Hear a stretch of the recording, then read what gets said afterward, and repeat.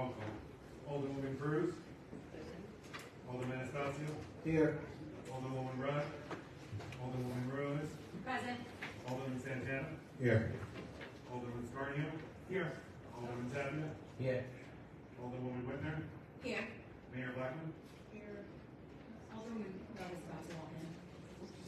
Sorry. Alderman Rudd is walking in.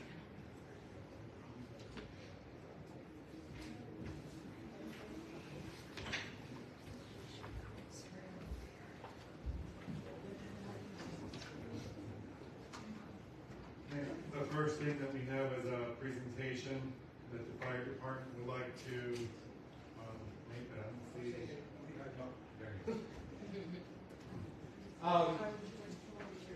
See. Good evening, everybody. Just want to come in and talk to you guys about a program that we're getting involved with the Red Cross and an agency called MIRA, global volunteer organization. They're going to be coming to town on the 25th of March to come do a smoke detector canvassing.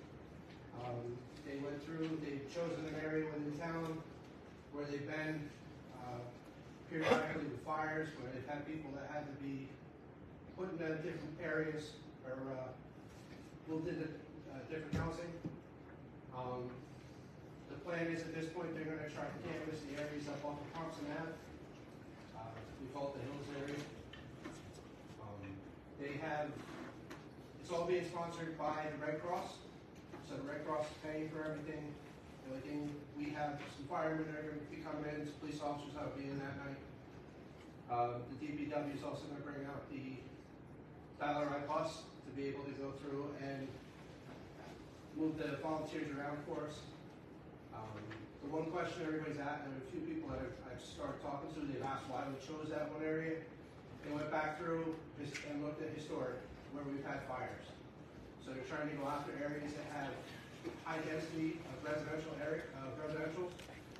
and they're going after those areas first. So if this all works out well, like we plan on it working, we plan on bringing them back in and doing a couple different areas. I did drive them around, show them where we're at, and they were definitely in agreement with what we're doing. So if we do know of anybody though that has an immediate need for smoke detectors, I do have some in my office.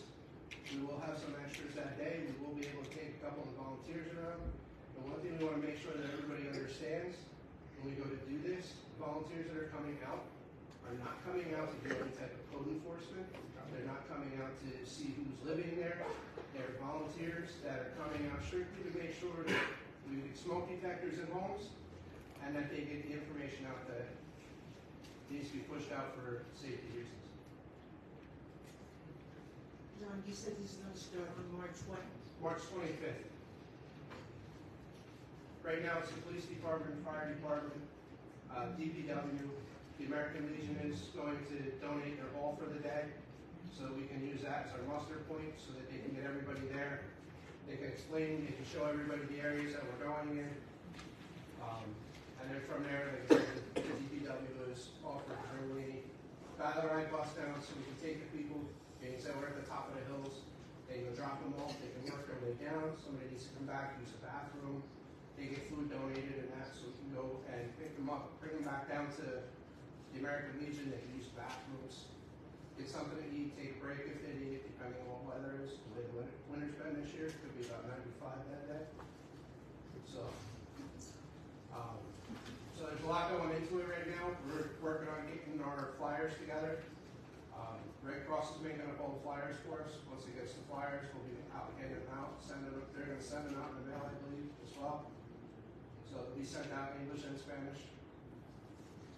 So there's a lot of work going into it in the backside, but it should be a good day, and hopefully everything works out. And like I said, that we are going to go out and try to branch out in different areas within town. So it's going to be mostly residential areas. We're not looking for the commercial areas. We're not going after the apartment buildings. Those are all done through 5-year inspections with Fire Prevention Office, and they're regularly inspected. We're going for the single and 2-family homes that the fire department doesn't normally get to go out and inspect. Well, I think it sounds like a good program, and you took the time to decide where the fires have always started. That's a good place to start.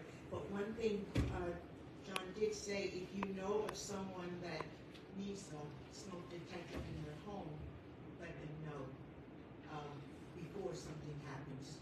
If there are people, or if you know somebody in your wards that needs help or needs smoke detectors, and you can give me the information before the 25th, like I said, we are going to be able to take a couple of the volunteers, and I'll be there myself that day too, so we're going to go out. I can drive them around town if we have other places to go to. If we know there's an immediate need, somebody that has children at the home that doesn't have smoke detectors, that's a high priority item for us.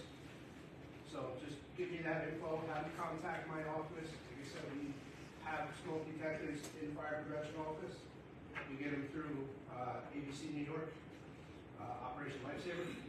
So they send me out every couple of years. They send me approximately 40 smoke detectors. We keep them in the office and keep them on a couple on the fire trucks. So if we go out and we find somebody that doesn't have smoke detectors, or that their smoke detectors aren't working, we can replace them for them. And that's at no cost to us.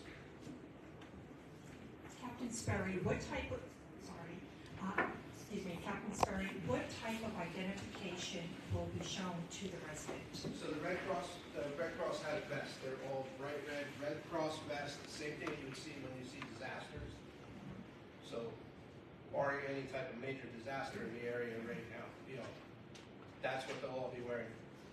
Any event that there is some sort of disaster, and it doesn't have to be in this area where they deploy their people out, that would be the only reason that it gets delayed at that point. So, Captain Sperry, I just wanted to clarify, this sounds amazing, by the way, and I thank you so much for doing this.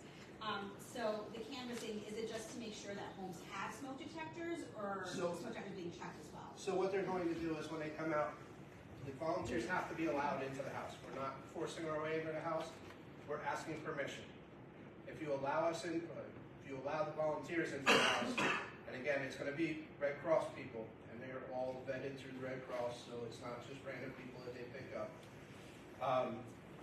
They come in, they have an information packet. They were explaining to me the other day, a red bag that they come out. Information on kitchen fires, fire extinguishers, exit plans in the home, common mistakes made that cause fires throughout the homes, fire extinguishers, and all this packets of information. They give that out, and then they ask to go in and check their smoke detectors. If they go and they find that there are no smoke detectors, or the smoke detectors aren't working, they can replace them too. They have smoke detectors to go through and do the replacements. Thank you. Will we give any kind of advance notice that people are going to come, or will it just be a knock on the door that day? So we're trying to, I just spoke to the Red Cross guys on Thursday, I think it was last week. And they were just finishing up the finals on the flyers and that. Once they get the flyers together, I believe, not 100% sure, but I'm about 90% sure, they were going to mail them out to the people in that area. They have a guy that all he does is sit there and look at the maps, pulls up geo maps, and they'll get all the addresses. They'll do a mailing, under my understanding, to send them out to all those places so people know that we're coming. Plus, I've already spoken to the mayor and them about putting it on the town's websites, the Facebook pages.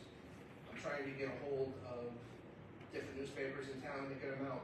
Civic organizations are going to go out and try to give some of those flyers out to the churches and the organizations so that they can pass them out.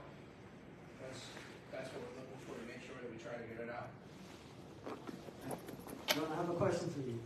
Does the residents have to pay for the fire alarm? No, there's no cost. Okay, thank you very much. Any other? Oh, Yeah, Mayor, I recommend that the Red Cross provide a certificate of insurance. sorry. I recommend that the Red Cross provide a certificate of insurance. Okay.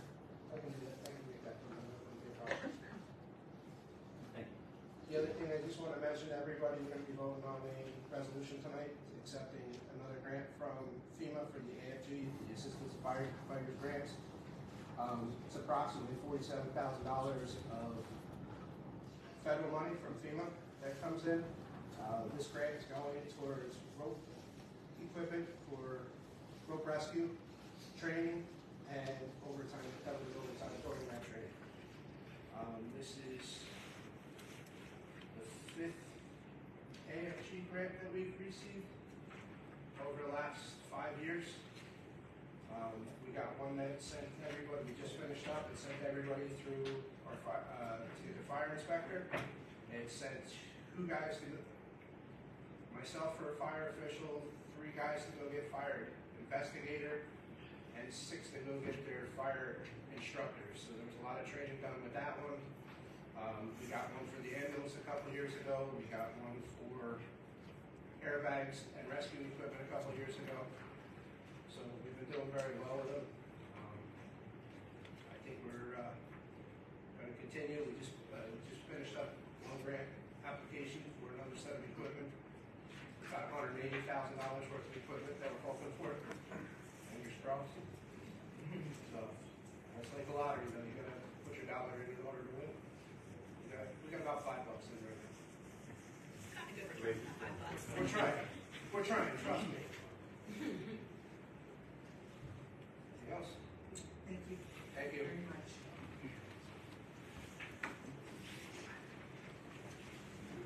First thing on the agenda, Mayor, is ordinance for first reading, ordinance 3/2023, authorizing the mayor and town clerk to execute a financial agreement by and between the town of Dover and IOPD Dover, QOZB, Urban Renewal LLC, pursuant to J.S.A. 48:20-1 et seq, for property located at block 1902, lots 19, 20, 21, 22, 23, 24, 25, 26, 27, and 28, as shown on the official tax map of the town of Dover, also known as 200-228 East Blackwell Street, located in the Scattered Site Redevelopment Area.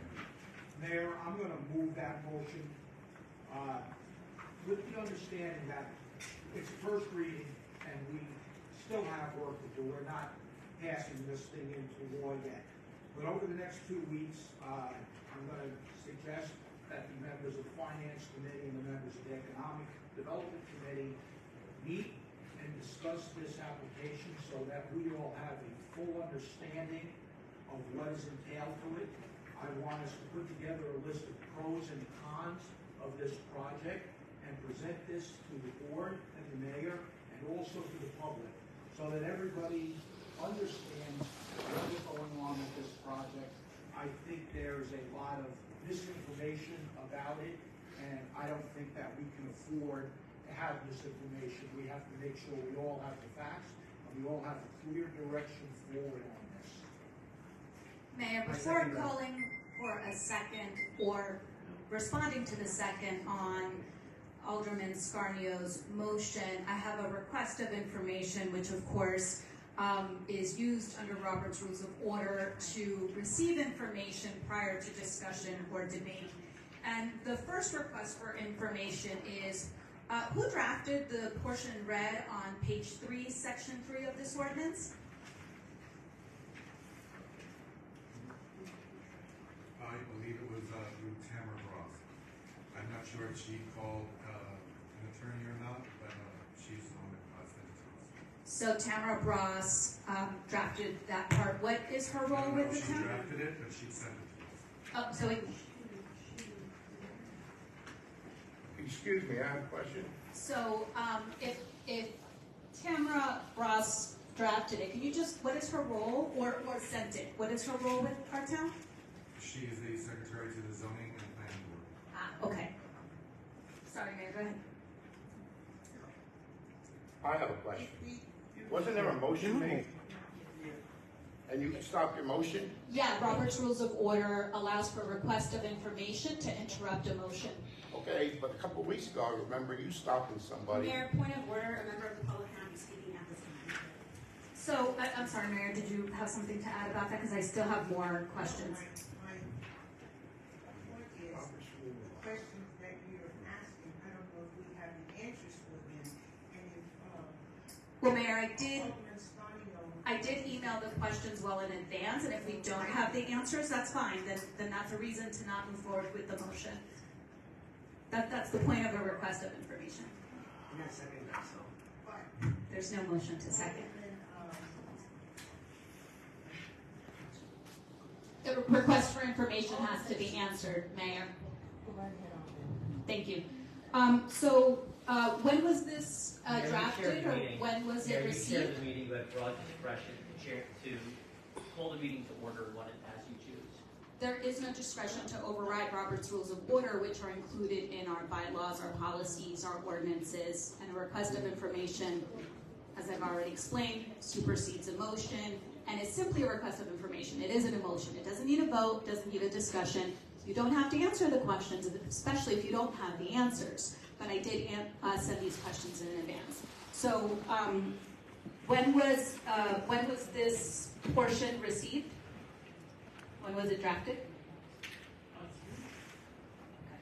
And in that portion, what is the substantial change from this ordinance compared to the same ordinance that failed on December 13, 2022? Just the red highlighted section. Right, but there's nothing substantial in that. There's not one red set more. There's not a different structuring of the pilot. So what is the substantial change? Different structure of the pilot. It's going to be in discussions with the Board of Education. But a discussion is just that. There's no enforcement to that. So that's not substantial. Once every year on the pilot. Well, the committee has no authority to take action on budgetary matter. Well, I'm sorry, this is not a time for discussion or debate. But your answer is the substantial part is the creation of a committee and a discussion with the Board of Education. Thank you. Did the Chief Financial Officer receive this ordinance, this one? Okay, and when did the Chief Financial Officer receive it? Okay. And so, when did the Chief Financial Officer review it over the weekend or the holiday? Did the Chief Financial Officer review it over the weekend or over the holiday? Not that I expect you to. I'll get back to you. Okay. So, does the Chief Financial Officer have a recommendation on this today? And not that you have to, just asking if you have one now today. It's up to both for you all. I don't have anything to add. Okay. And then the next question is regarding section 9 on page 2 of this ordinance, and I'll kind of put them all together. How many 30-year tax abatements do we now have in Dover, and where are they? Which are they? Like, what are the names of those? The pilots? Mm-hmm. How many 30-year pilots do we currently have? 6, 7, 8? No. We currently are collecting on about 3. We have, I'm sorry, what does that mean we're collecting on 3? Well, what pilots are being paid? So we're collecting on 3, how We many? have 2 that is paying regularly and 1 that owes us 2 years. Sorry, let me break that down. Okay, 2 pilots are paying regularly and 1 owes us 2 years. It's in the process right now. It will be paid within the next 2 months. Meaning they back owe us 2 years? Yes. So they're 2 years behind No. payments? Well, last year, we would bill for last year, this year, Uh-huh. and then they owe for 21. Okay. And how many pilots are currently approved? So do we have those 3? Any other that are currently approved? I would have to give that to you. I have it in my office. I believe I sent that, but I can send it all to you. Thank you. And I'm going to skip a couple of these because I think we can get to those in discussion. In section 2A on page 2 of the ordinance, it states that this project should stabilize and contribute to the economic growth of existing local businesses, but this assertion doesn't, at least not in the ordinance, provide any study or analysis or data to back up that assertion. What data is available? What studies, what analysis have been done that proves that? Where are the figures, the stats? It wasn't an ordinance drafted by me. It wasn't a financial statement drafted by me. I would say that NW Financial would be able to give you a full explanation of that. NW Financial? Yes. Is that who drafted the ordinance? Not the ordinance, I don't think. But they would have if The such data financial- exists, right, they would have. the financial statement paper. Okay, so who drafted the ordinance? I would think the attorney did. Our municipal attorney? Yeah, Our our redevelopment attorney? redevelopment. Okay. And this question, hopefully maybe our CFO can answer. I don't know if the questions were forwarded to the CFO, but if we owned a property, let's say I owned a home, I wish, $1 million home in town, I would have to pay $29,000 in taxes based on a 2.9% tax rate.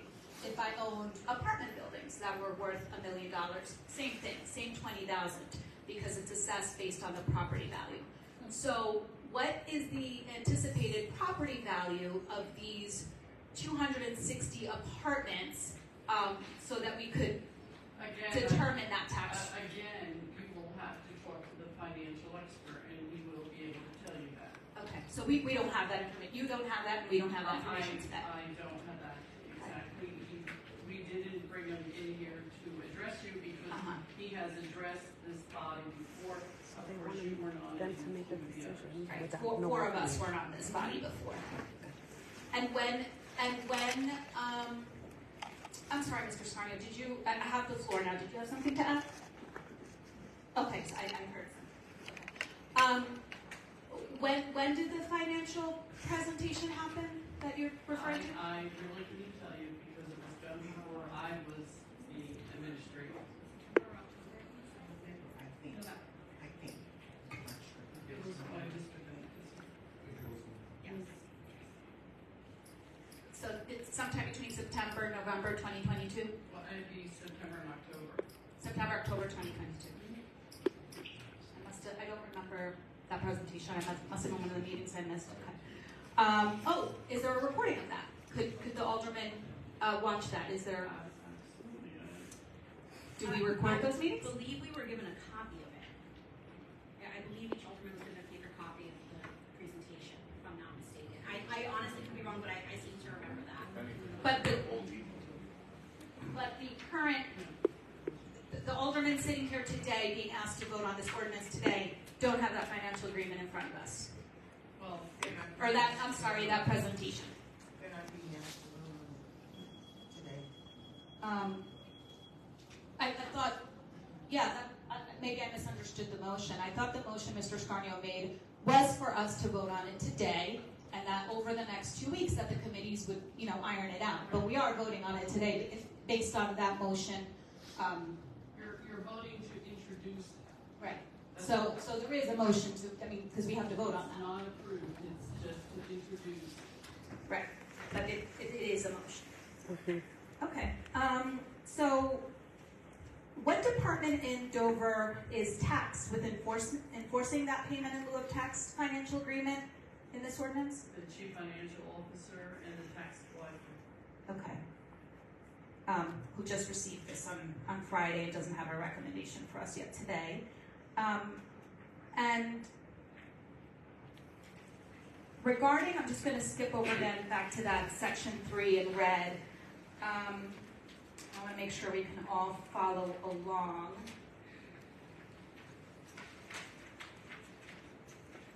Why was the Dover Education Foundation chosen? That was put out there as a tool to provide funding to the direct funding that would go to the needs of the children and the teachers.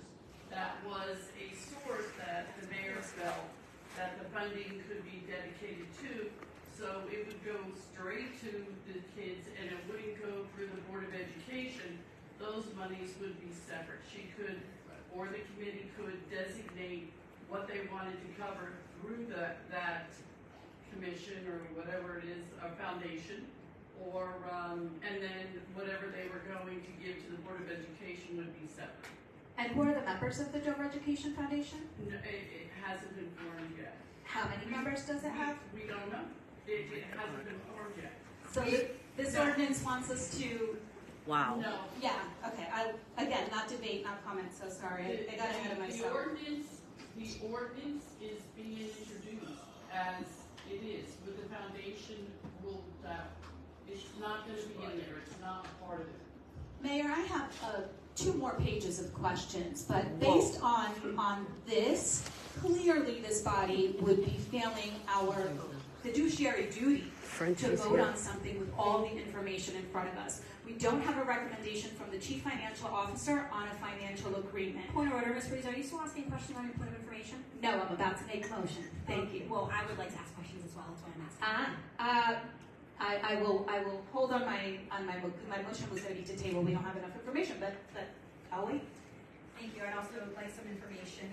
You actually asked a lot of the questions I was going to ask, so thank you, Alderman Rees.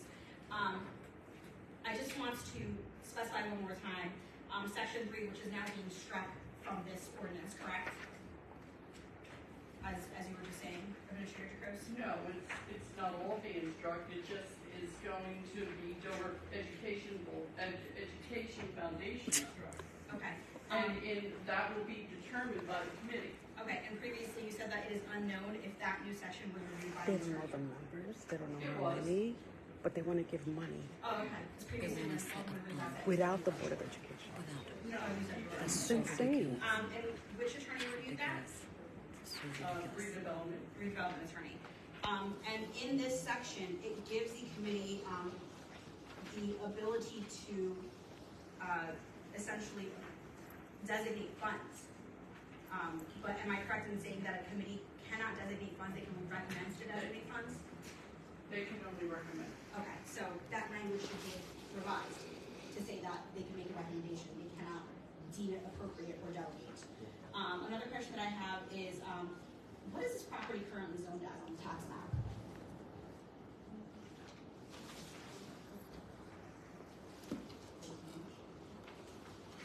I actually looked that up, and 200 to 218 plus 220 is C1, and that's one of my questions.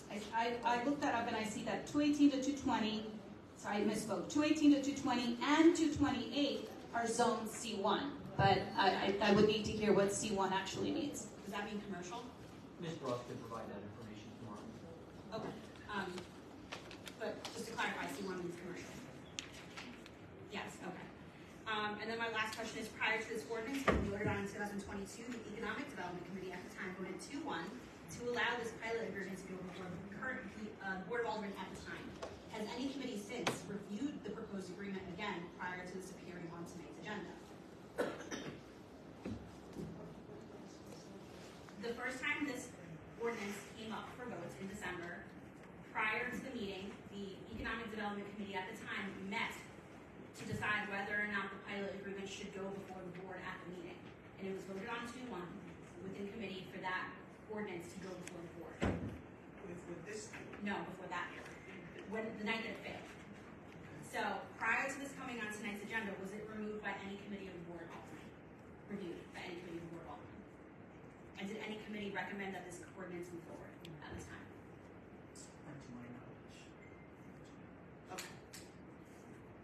Mayor, just to clarify, if I may, tonight's vote is simply a vote to move this to a public hearing. That's it. There's no vote on the substance of any of this. It's a vote to move it to a public hearing. It's a vote to move it to, for the public to have an opportunity to have all of their questions answered. It's a vote to move it towards an opportunity for the Board of Aldermen to have all of their questions answered. As Alderman Scarneo said, during this period between now and the next meeting is an opportunity for the board members to have all of their questions answered and to provide those questions to the administrator so that she can delegate them to the appropriate in-house people as well as the Right, professionals. to go in who can front of the provide board for them the to full decide to move it responses to those forward if they don't have the questions proper during that information. time It shouldn't go anywhere. At that They time, can't decide without all the prior to information. that, even depending on when all those answers are provided, that information would be given to the Board of Aldermen. And then This is presumably just like shared the with the last public. slick I move. haven't really heard any questions here that would be restricted from public purview. They're all appropriate questions to be answered in public. But again, tonight's vote is simply to move this to a public hearing to give the public an opportunity to be able to hear what it is that the town has to say and to ask their questions. So that all this, it's not voting on the substance of this at all. It's just to move it to the next step where you would be voting on the substance of it. And Mayor, unless Alderwoman Whitner has further questions, I raise an objection to that consideration because it is a violation of our fiduciary duties to move forward with a first reading when a committee hasn't reviewed it. We have no recommendation from the Chief Financial Officer. The Secretary of the Zoning created the clause. The Dover Education Foundation doesn't even fully exist yet. I mean, there's just so many problems with this first reading that can be alleviated if you just wait 2 weeks, have the committees, which will be finally formed tonight, review it, have the CFO review it, and then we can have the first reading in 2 weeks and vote. There is no need for us to lose the trust of the public That's right. I'm confused. Isn't that the motion that's on the table? No, the motion that's on the table is to vote on the first reading and then refer to committee. And that is irresponsible and a violation of our fiduciary duty. I'm raising the objection, which does not need a second and can't be debated, that we are violating our fiduciary duty and that the process is first a committee reviews. First, a financial officer provides us a recommendation, and then we vote on a first reading and maybe have more questions thanks to the public and others sharing their concerns. But we need to have information before we vote on a first reading. It is irresponsible to do it the other way around. It is backwards. Mayor, I don't see this as a violation of anyone's fiduciary duty to move this to the next step. Wow. It doesn't need to be. Advice? Thank you, Legal Advice. I do have one more point of information. What I'm saying is that it's legal advice to. Point of order. this The board. municipal attorney can't interrupt the Alderwoman. I'm sorry, Alderwoman. I wasn't finished speaking. I wasn't finished speaking. And I was speaking already. So I just have one more question. I forgot. I got sidetracked by all of this. So we are keeping section 3 in this ordinance, correct? Is that what is being proposed? That section 3 is being kept in this ordinance in some capacity? Without, the foundation. Without the foundation in there, so who would be in there instead of just the The Board of Education? recommendation of the committee. Board of Education, yeah. And I have a request of information there then. Let's say that the foundation is removed. Yeah. It is, again, a violation of our duties to designate to a committee any budgetary decision. That clause says that the committee would have the authority to delegate funds to the Board of Education, even taking out the Education Foundation. We can't do that. Only this full body can decide budgetary issues, not a committee of 2 or even 3. Alderman Ruth, I already addressed that. I asked for it to be changed. So then that's 2 pieces of this clause already removed. Not remove, changed, to reflect that they can make a recommendation. The recommendation comes from the school board.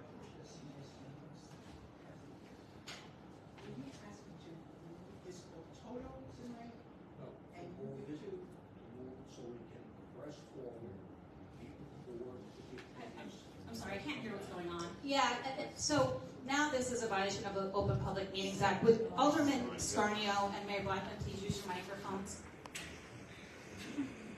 Yes, the motion I made was to move the ordinance tonight so that we could move on with the process, have the committees meet and come up with a final recommendation, give this board for the second reading, at which point we decide if we're going to pass this ordinance or not.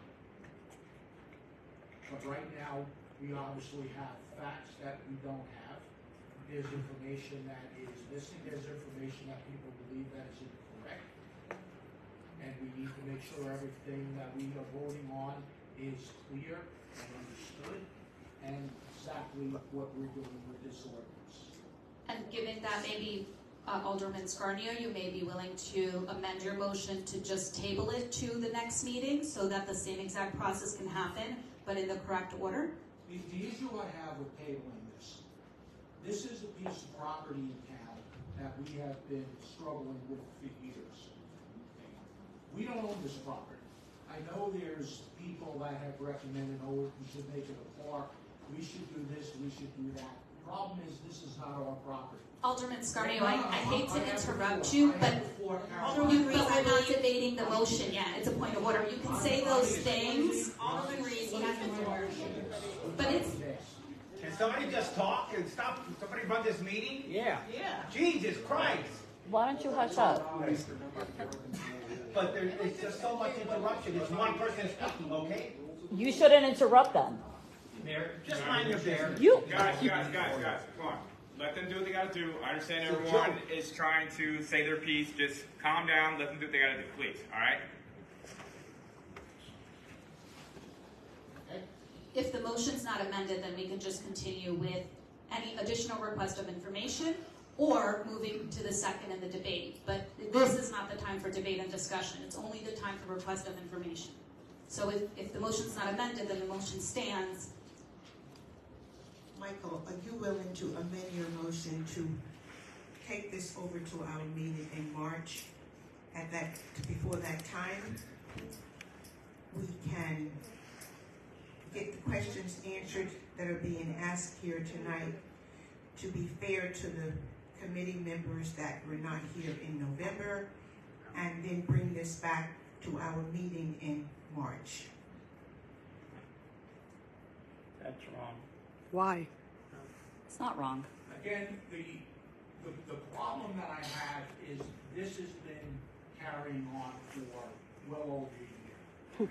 Now, I'm familiar with the project because I was the planning board chair. So I know what the project entails, and what we're voting on tonight does not affect the project. What we're voting on tonight is a financial agreement we have with the developer. I fear that indecision on this board and the look that we are fighting among ourselves and that we are opposed to development of any kind in this town will cause this developer to pull out. That might not be a bad thing, but it could be, all right? Like anything else, developers are a community of people. And word gets out that a town is not interested in dealing with people, and we have to do what's best for our town. We might not get another offer. We haven't had one for 10 years on this property. And I don't want to make the developer sit there and throw up his hands because tonight we kicked this down the road again. I understand it's only 2 weeks. And if I knew for sure that the developer was okay with that, then I would have no problem with making the motion to move it back for March. But I'm terrified of that. I've sat on the planning board of this town and the zoning board for over 30 years. I know the struggles that we have had trying to attract investment into the town. And that's what I don't want to do. We may very well come up with this, and believe me, if this is not in the best interest of the town, I won't vote for it either. But I think that we have to come to an agreement as a board to look at this realistically and see if it is in the best interest of the town or if it's not. And if it's not, then we vote no at the second reading. And it's over and done with. But I don't think that it's fair to the taxpayers of this town that we don't fully explore this opportunity. It is fair to the taxpayers. Major contracts with this town going back to 2006 because of economic downturns, because of changes of law, and we're just repeating the same thing again. Mayor, since the motion stands, I still have more requests for information on this. Alderwoman Whitner, you had more? Alderman Scarneo, I just want a quick clarification of your statement. You said you fear the developer pulling out. Are you more concerned with the developer or with our residents? Because currently our residents sent us dozens of questions over the past 36 to 72 hours. And a lot of them were the same questions that I got. And I'm certain they didn't receive responses prior to us being here tonight. So, I think the point still stands that the questions that we have tonight are the same questions that we received multiple of in our inboxes over the past few days. So, is your concern more with doing your due diligence to the resident or to this developer specifically? Doing the due diligence for the residents. I hate to do this, Alderman Scarneo and Alderwoman Whitner, but again, this is a time for requests for information, not debate. So, Point taken, thank you. yeah. So if you don't have any other more requests for information, I'll continue with mine. I need for a 5-minute recess, please.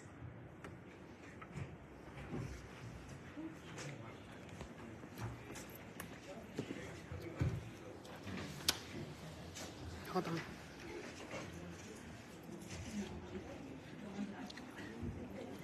Okay, so let's pause. So this is holding for 5 minutes, and we'll be back. 5 minutes.